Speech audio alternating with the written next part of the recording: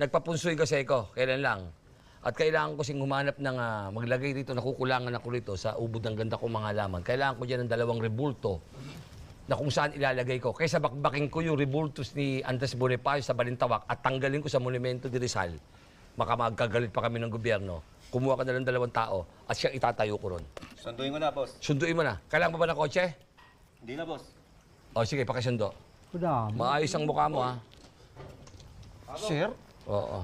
magbantay lang kami na swimming pool dito, tsaka bantayan nyo ng mga damo nyo. Yan. Babantayan mo ng damo. Kailangan pantay-pantay. May sukat ang damo niyan. Pagtubo niyan, gupit ng gupit. Oo. Ayan tayo, yung dalawa nakasunod, lo. Eto ba yung kasama niyong dalawa? Ito Aba, na, boss. Mukhang wala pa mga ligo.